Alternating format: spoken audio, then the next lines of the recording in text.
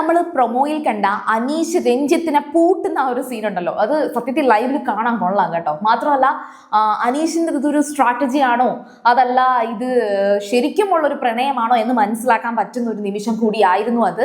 ആരാടൊക്കെ പറയുന്നുണ്ടായിരുന്നല്ലോ സത്യത്തിൽ അനീഷ് ഇത് ഭയങ്കര ഗെയിം സ്ട്രാറ്റജി എടുത്തു, അങ്ങ് ഭയങ്കര ലാസ്റ്റ് വന്നപ്പോഴത്തേക്കും പ്ലാൻ ചെയ്തു, ഇനി 9 ദിവസമേ ഉള്ളൂ പ്ലാൻ ചെയ്തു. അങ്ങനെ പറഞ്ഞവർക്കൊക്കെ ഈ ഒരു വീഡിയോ നിങ്ങൾക്ക് കറക്റ്റ് ആയിട്ട് കൺവേ ചെയ്യാൻ സാധിക്കും. അപ്പോൾ നിങ്ങൾ സീരിയൽ ഗ്രാൻഡ് ഫസ്റ്റ് ടൈം കാണുകയാണെങ്കിൽ ഉറപ്പായിട്ടും ചാനൽ ഒന്ന് സബ്സ്ക്രൈബ് ചെയ്തിട്ട് കാണുക. സംഭവം എന്ന് വെച്ചാൽ രഞ്ജിത്ത് വന്ന് അകത്തോട്ട് കയറിയില്ല, അകത്തോട്ട് ഇതുവരെ കയറിയിട്ടില്ല. ഞാൻ ഈ വീഡിയോ എടുക്കുന്ന വരെയും അകത്തോട്ട് കയറിയിട്ടില്ല. രഞ്ജിത്ത് വരുന്നു ഓവർ ഷോ, അതായത് ആദ്യമേ തന്നെ കുറെ മുദ്രാവാക്യങ്ങളൊക്കെ വിളിക്കുന്നുണ്ട്, ബിഗ് ബോസിന് വേണ്ടിയിട്ടൊക്കെ മുദ്രാവാക്യങ്ങളൊക്കെ വിളിച്ചിട്ട് ഓരോ ക്യാമറയുടെ ഫ്രണ്ടിലും പോയിട്ട് ഇവിടെ 72 ക്യാമറയുണ്ട്, നിങ്ങൾ ഒരു ക്യാമറയിൽ ഞാൻ വന്നില്ലേ, ഇതിന്റെ പിന്നിലിരിക്കുന്ന ആൾക്കാരോടല്ല ഞാൻ പറയുന്നത്, നിങ്ങളിടയ്ക്ക് വെള്ളം കുടിക്കാനൊക്കെ പോകുമല്ലോ, ക്യാമറകളോടാണ് ഞാൻ പറയുന്നത്, നിങ്ങളൊന്നും എന്നെ കണ്ടില്ലേ എന്നൊക്കെ കിടന്ന് ചോദിക്കുന്നുണ്ട്. പുള്ളിക്കാരന് ശരിക്കും ബിഗ് ബോസിൽ വന്നിട്ട് എന്തോ ഒരു സംഭവിച്ചിട്ടുണ്ടെന്ന് എനിക്ക് തോന്നിയിട്ടുണ്ട്. അങ്ങനെ തോന്നാനുള്ള ഒരു മെയിൻ കാരണം എന്തെന്നറിയോ, പുള്ളിക്കാരൻ ഇതിന് ശേഷം ബിഗ് ബോസിന് പുറത്ത് പോയതിനു ശേഷം ഓൾവേസ് ബിഗ് ബോസ് റിലേറ്റഡ് കോണ്ടന്റും ചെയ്തുകൊണ്ടാണ് ജീവിക്കുന്നത്. പുള്ളിക്കാരന് സിനിമയിൽ എന്തൊക്കെയോ വലിയ മോഹങ്ങളുണ്ടൊക്കെ ഉണ്ട് എന്നൊക്കെ ആദ്യത്തെ ഒരാഴ്ച സംസാരിച്ച വ്യക്തിയാണ് ഈ പറയുന്ന മുൻഷി രഞ്ജിത്ത്. പക്ഷേ അതുമായിട്ട് ബന്ധപ്പെട്ട ഒരു ഇനിഷ്യേറ്റീവ് ഒന്നും എടുത്തതായിട്ട് ഞാൻ കണ്ടില്ല. എന്നാൽ എവിക്ഷന് ശേഷം ഏറ്റവും നല്ല രീതിയിൽ സിനിമയും അല്ലെങ്കിൽ ഈ ഒരു ബിഗ് ബോസ് എന്ന് പറയുന്ന ഒരു സംഭവമേ മാറ്റിക്കളഞ്ഞ് വളരെ പ്രൊഡക്റ്റീവായിട്ട് ലൈഫ് ചെയ്യുന്ന ഒരാളായിട്ട് എനിക്ക് അപ്പാനി ശരത്തിനെ തോന്നിയിട്ടുണ്ട്. ബിഗ് ബോസിൽ വന്നതിന് ശേഷവും ഇത് ഇപ്പോഴും ഇന്നും ആ ഒരു ലൈവിൽ കണ്ടാൽ മനസ്സിലാവും അപ്പാനി അധികം വിട്ടു പറയാതെ അപ്പാനിയുടെ ഒരു സോണിൽ അങ്ങനെ ഇരിക്കുകയാണ്. ബിഗ് ബോസിൽ നിന്ന് അന്ന് എവിക്റ്റ് ആയപ്പോൾ വളരെ മോശമായിട്ട് കുറച്ചധികം നെഗറ്റീവായിട്ട് പോയ അപ്പാനി ഇപ്പോൾ വളരെ പോസിറ്റീവായിട്ടുണ്ട്. അപ്പോൾ ഈ പറയുന്ന മുൻഷി നമ്മുടെ അനീഷിനെ തന്നെയാണ് ആദ്യം ഷെയ്ക്ക് ഹാൻഡ് കൊടുത്ത് സംസാരിച്ച് തുടങ്ങുന്നത്. വലിയ വശപ്പശൊക്കെ കണ്ടപ്പോൾ തന്നെ അനീഷും അതനുസരിച്ച് ഇങ്ങനെ ചിരിച്ച് ഹായ് ഹലോ എന്നൊക്കെ പറഞ്ഞാണ് അനീഷും നിൽക്കുന്നത്. വലിയ പ്ലാനിങ് ഒന്നും ഇല്ലല്ലോ, ഇവരൊക്കെ വരുന്നു എല്ലാവരുമായിട്ട് നല്ല ഹാപ്പി ആയിട്ട് നിൽക്കുന്നു. അനീഷ് ഓൾറെഡി പറയുന്നുണ്ട് ഇവരെല്ലാവരും ഒന്ന് വരണം എന്നൊക്കെ. അപ്പം അനീഷിന്റെ അടുത്ത് കറക്റ്റ് ആയിട്ട് ആ ഒരു വിഷയത്തിലേക്ക് വരുന്നുണ്ട്.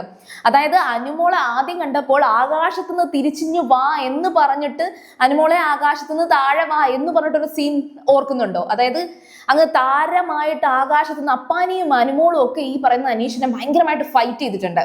അപ്പൊ ആ ഒരു അങ്ങനെ നിന്ന് വിളിച്ച് താഴെ കൊണ്ടുവന്ന അനുമോളെയാണല്ലോ ഇപ്പൊ ഈ ഒരു ഏറ്റവും വലിയ ഒരു വിവാഹ ജീവിതം അതിലേക്ക് ക്ഷണിച്ചിരിക്കുന്നത് എന്ന് ചോദിക്കുന്നുണ്ട്. അപ്പം നൈസായിട്ട് പ്രത്യേകിച്ച് ഒരു വലിയ കമന്റ് ഒന്നും പറയാതെ അനീഷ് അതൊക്കെ സംഭവിച്ചു പോയി അങ്ങനെയൊക്കെ എന്നൊക്കെ പറഞ്ഞിട്ട് അനീഷ് ഇത് നൈസായിട്ട് ഒതുക്കാൻ ശ്രമിക്കുന്നുണ്ട്. ഉടനെ അടുത്ത ഒരു ചോദിക്കുകയാണ് ഇത് എന്ത് ഗെയിം സ്ട്രാറ്റജിയാണ്? അപ്പോഴത്തേക്കും അനീഷിന് അത് ഇഷ്ടപ്പെട്ടില്ല. അപ്പോഴത്തേക്ക് അത് വീണ്ടും ഇത് സ്ട്രാറ്റജിയോ അങ്ങനെയൊന്നും ഇല്ല, അത് തോന്നി. അപ്പം ഇനി അടുത്തൊരു കോണ്ടന്റിലോട്ട് പോകാതിരിക്കാൻ, ഒരു സംസാരത്തിലേക്ക് പോകാതിരിക്കാൻ അനീഷ് പെട്ടെന്ന് പറയുന്ന ഒരു വർത്തമാനമുണ്ട്. നമ്മളത് പറഞ്ഞു, അത് നോ പറഞ്ഞു, താല്പര്യമില്ല എന്ന് പറഞ്ഞു, ഇനി അതുകൊണ്ട് ആ വിഷയത്തെക്കുറിച്ച് സംസാരിക്കണ്ട. ഈ 2 തരത്തിലുള്ള കോൺവെർസേഷൻസ് ഉണ്ട്. നമ്മളൊരു വ്യക്തിയെടുത്ത് സംസാരിക്കുമ്പോൾ ഓപ്പൺ കോൺവെർസേഷൻ, ക്ലോസ്ഡ് കോൺവെർസേഷൻ എന്നൊരു സംഭവമുണ്ട്. അപ്പൊ നിങ്ങൾക്കും ഇതൊന്ന് ട്രൈ ചെയ്യാവുന്ന കാര്യമാണ്. നമുക്ക് വലിയ താല്പര്യമില്ലാത്ത ഒരു കാര്യമാണ് ആ ഒരു വ്യക്തിയെടുത്ത് സംസാരിക്കുന്നത്. നമുക്ക് വലിയ താല്പര്യമില്ല എങ്കിൽ നമ്മൾ മെയിൻ ആയിട്ടും ചെയ്യേണ്ടതെന്ന് വെച്ചാൽ ഒരു ക്ലോസ്ഡ് കോൺവെർസേഷനിലേക്ക് കൊണ്ടുപോവുക. അതായത് ആ കോൺവെർസേഷൻ അവിടെ വെച്ചൊന്ന് സ്റ്റോപ്പ് ചെയ്യണം.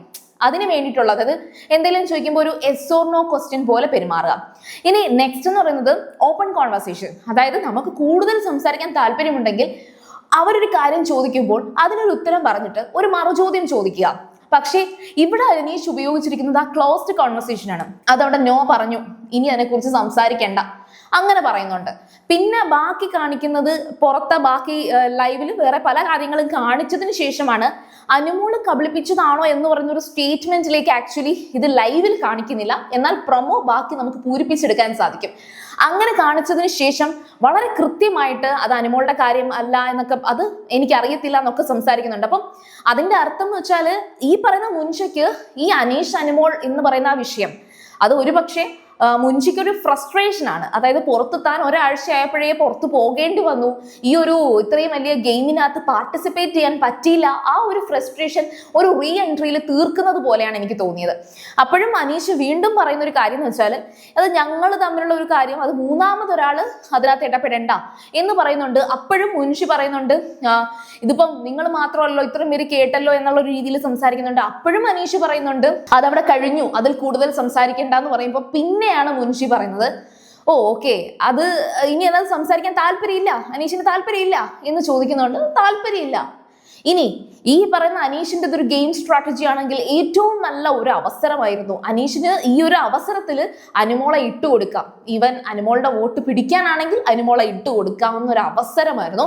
ഇവർ തമ്മിൽ ഈ ഒരു സംസാരത്തിന്റെ ഒരു കൺക്ലൂഷനിലേക്ക് വരുമ്പോഴത്തേക്കും അകത്ത് നിന്ന് അനുമോൾ വരുന്നുണ്ട്.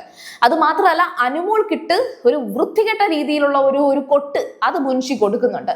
ഓൾവേസ് നമുക്കറിയാം, ഈ എവിക്റ്റായി പോയ ഓൾമോസ്റ്റ് എല്ലാവരും അനുമോളുടെ PR-നെ കുറിച്ച് പുറത്ത് കിടന്ന് പ്രസംഗിക്കാറുണ്ട്. ഈ എവിക്റ്റായി പോയതിൽ എനിക്ക് ഡിസേർവിംഗ് ആയിട്ട് എവിക്റ്റായി പോയി എന്ന് തോന്നിയിട്ടുള്ളത് ആര്യനെയാണ്. ജിസേലിനെ പോലും ജിസേൽ വന്നപ്പോഴൊക്കെ ഓക്കെ ആയിട്ടൊക്കെ ഗെയിം കളിച്ചിട്ടുണ്ട്, ഇല്ലെന്നല്ല. പക്ഷെ ആര്യനുമായിട്ടുള്ള ഫ്രണ്ട്ഷിപ്പ് കൂടി വന്നപ്പോഴത്തേക്കും ജിസേലിന്റെ ആ ഒരു ഗെയിമും അതൊക്കെ കുറച്ച് ഡൗൺ ആയി പോയിട്ടുണ്ട്.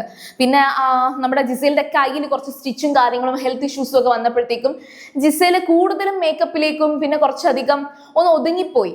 ജിസേലിന്റെ അമ്മ വന്നതിന് ശേഷമാണ് പിന്നെ ജിസേൽ വീണ്ടും ഒന്ന് ഓക്കെ താൻ കുറച്ച് വീക്കാണ് എന്ന് തോന്നി ഗെയിം കളിച്ചത് ജിസേൽ അതിന് ശേഷമാണ്. അപ്പോഴേക്കും എവിക്റ്റായി. എന്നാൽ ആര്യൻ ഉറപ്പായിട്ടും ഡിസേർവിംഗ് ആയിരുന്നു. ആര്യൻ ഉണ്ടായിരുന്നുവെങ്കിൽ എന്നല്ല, ആര്യൻ ശരിക്കും പറഞ്ഞാൽ ഒരു ടോപ്പ് 5-ൽ ഞാൻ എക്സ്പെക്ട് ചെയ്തൊരു വ്യക്തിയാണ്. ആര്യനെ മാത്രമേ ഞാൻ അങ്ങനെ പറയുന്നുള്ളൂ. പക്ഷെ എനിക്ക് തോന്നുന്നു ഓക്കെ, അവർക്കും ഈ പറഞ്ഞ കണക്ക് പ്രേക്ഷകരെ എത്രത്തോളം ഇഷ്ടപ്പെടുത്താൻ കഴിഞ്ഞാൽ മാത്രമേ അവർക്ക് ഈ വോട്ട് കിട്ടത്തുള്ളൂ. പക്ഷെ ഇതിന്റെ ഒക്കെ പേരിൽ ഇവിടെ കേരളത്തെ മുഖ്യമന്ത്രി രാജിവെക്കണം എന്ന എല്ലാ കാര്യത്തിന്റെയും പിന്നാലെ പറയുന്നത് പോലെയാണ് ഈ രാജ്യത്ത് എന്ത് സംഭവിച്ചാലും അതിനൊക്കെ കാരണം അനുമോളുടെ PR ആണ് എന്ന് പറയുന്നത് പോലെ തന്നെയായിരുന്നു. ആര്യൻ എവിക്റ്റ് ആകുന്നു, അഭിലാഷ് എവിക്റ്റ് ആകുന്നു, ആര് എവിക്റ്റ് ആകുമ്പോഴും എല്ലാവരും അനുമോളുടെ PR-നെ ആയിരുന്നു പറഞ്ഞുകൊണ്ടിരുന്നത്. സോ അതുകൊണ്ട് തന്നെ എനിക്ക് ആ ഒരു വിഷയത്തിൽ ഈ PR എന്ന് പറഞ്ഞ അനുമോളെ ഇങ്ങനെ ഡീഗ്രേഡ് ചെയ്യുന്നതിനോട് ഒരു യോജിപ്പും ഇല്ല. അനുമോൾക്ക് PR ഉണ്ട്, ഷുവർ ആയിട്ടും ഉണ്ട്. അത് ചിലപ്പോൾ ഇവര് കൊടുത്തിരിക്കുന്നതിനെക്കാട്ടിയും ഒരു എമൗണ്ട് കൂടുതലായിരിക്കാം ഈ പറയുന്ന അനുമോൾ കൊടുത്തിട്ടുണ്ടാവുക. അതിനെക്കുറിച്ചൊന്നും എനിക്കറിയത്തില്ല. പക്ഷേ അനുമോൾ അവിടെ ഗെയിം കളിക്കുന്നുണ്ടോ ഇല്ലയോ എന്ന് നോക്കുകയാണെങ്കിൽ, അനുമോളെ കുറിച്ചൊരു റിവ്യൂ ചെയ്യാനുണ്ടോ, ഒരു കോണ്ടന്റ് ഉണ്ടോ എന്ന് നോക്കുകയാണെങ്കിൽ അനുമോൾ അവിടെ സക്സസ് ആണ്. അതിനകത്ത് ചിലപ്പോൾ ബാഡ് ഗെയിം ഉണ്ടാകാം, ഗുഡ് ഗെയിം ഉണ്ടാകാം, അതൊക്കെ അതിനകത്ത് ഇൻക്ലൂഡഡ് ആണ്. അതിന് കാരണം എന്തെന്ന് വെച്ചാൽ ഇത് ബിഗ് ബോസ് എന്ന് പറയുന്ന ഒരു റിയാലിറ്റി ഷോ ആണ്. ഇതിൽ അങ്ങേയറ്റം അടിപൊളിയായിട്ടുള്ള ക്യാരക്ടേഴ്സ് മാത്രമാണ് വരേണ്ടതുണ്ടെങ്കിൽ പള്ളിയിൽ അച്ഛനെ കൊണ്ടുവന്ന് ബിഗ് ബോസിൽ കൊണ്ടുവരാൻ പറ്റില്ലല്ലോ. അപ്പൊ കുറച്ചധികം സ്വഭാവത്തില്, പേഴ്സണൽ ബിഹേവിയറിൽ കുറച്ചൊക്കെ ഡിസോർഡേഴ്സ് ഉള്ളവരെ തന്നെ കൊണ്ടുവരണം. അതായത് പെട്ടെന്ന് പൊട്ടിത്തെറിക്കുന്ന, പെട്ടെന്ന് ദേഷ്യം വരുന്ന, കുറച്ച് മൂഡ് സ്വിങ്സ് ഒക്കെ ഉള്ള ആൾക്കാരെ തന്നെ കൊണ്ടുവരും. അങ്ങനത് ബിഗ് ബോസ് സെലക്ട് ചെയ്യുന്നതാണ്. അത്തരത്തിൽ മൂഡ് സ്വിങ്സ് ഒക്കെ വരുന്നവർ ഇതിനകത്ത് വന്നാൽ മാത്രമേ ശരിക്കും പറഞ്ഞാൽ ഈ ഒരു ഷോ, ആ ഒരു ഷോയ്ക്ക് അത്ര എന്റർടൈൻമെന്റ് ഉണ്ടാവത്തുള്ളൂ. ഇപ്പം നെവിൻ തന്നെ ഒരു എപ്പിസോഡിൽ പറയുന്നുണ്ട്, ബിഗ് ബോസിനകത്ത് അടി കാണാൻ വേണ്ടി മാത്രം കുറച്ചധികം ഓഡിയൻസ് ഉണ്ട്. നെവിനും അത്തരത്തിലൊരാളാണ്. ആരാണ് ഏറ്റവും കൂടുതൽ ഇതിൽ അടി ഉണ്ടാക്കുന്നത് എന്ന് കണ്ടുകൊണ്ടിരിക്കുന്ന ആൾക്കാരുണ്ട്. സോ അനുമോള് അങ്ങനെയൊക്കെ നോക്കുവാണെങ്കിൽ അത്തരത്തിലുള്ള പല ഓഡിയൻസിനെയും നന്നായിട്ട് സാറ്റിസ്ഫൈ ചെയ്യുന്നുണ്ട്. എന്ന് പറഞ്ഞിട്ട് ബിഗ് ബോസിൽ അടി ഉണ്ടാക്കാൻ വേണ്ടി വന്ന ഒരാളാണ് അനുമോളെന്ന് ഞാൻ പറയുന്നില്ല. എനിവേ, ഈ മുൻഷി രഞ്ജിത്ത് കുറച്ച് ചായ കിട്ടുമോ, ഒരു ചായ കിട്ടുമോ എന്ന് അനുമോളിനോട് ചോദിക്കുന്നുണ്ട്.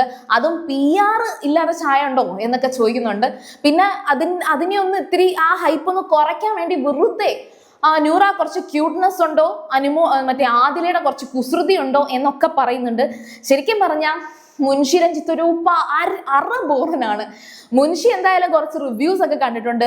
ആ റിവ്യൂസ് ഒക്കെ കേട്ട് അതിപ്പം ഇപ്പൊ സമ്മർ ചേട്ടന്റെ ആയിക്കോട്ടെ, രേവതിയുടെ ആയിക്കോട്ടെ, അങ്ങനെ കുറെ പേരുടെയൊക്കെ റിവ്യൂസ് കേട്ടിട്ട് അവരുപയോഗിക്കുന്ന കുറെ വാക്കുകൾ ഉപയോഗിച്ചതുപോലെ എനിക്ക് ഫീൽ ചെയ്തു.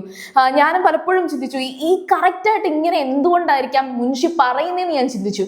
അതിനകത്ത് ആ ബിഗ് ബോസ് മാട്രിമോണി എന്നൊക്കെ പറഞ്ഞ വാക്ക് എനിക്ക് തോന്നുന്നു സമ്മർ ഉപയോഗിച്ചിട്ടുണ്ടെന്ന് തോന്നുന്നു, ആ ഒരു വാക്കൊക്കെ. അപ്പോൾ എനിക്ക് അങ്ങനെയാണ് തോന്നിയത്. നിങ്ങളുടെ അഭിപ്രായം ജെന്യുവിനായിട്ടുള്ളത് കമന്റ് ചെയ്യുക. സീരിയൽ ഗ്രാൻഡ്മ ഫസ്റ്റ് ടൈം കാണുകയാണെങ്കിൽ ഉറപ്പായിട്ടും ചാനൽ ഒന്ന് സബ്സ്ക്രൈബ് ചെയ്തിട്ട് കാണുക. വീഡിയോ ഇഷ്ടപ്പെട്ടാൽ ലൈക്ക് ചെയ്യുക, കമന്റ് ചെയ്യുക, ഷെയർ ചെയ്യുക.